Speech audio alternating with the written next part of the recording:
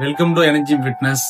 நம்மளோட உடல் உறுப்புகள் சில விஷயங்களை சில பழக்கத்தினால அதை கண்டு அஞ்சுன்னு சொல்றாங்க. நுரையீரல் இது எதனால பாதிப்படுது பாத்தீங்கன்னா, புகைப்பிடிக்கக்கூடிய பழக்கத்தினால இந்த லங்ஸ் பாதிப்படுது.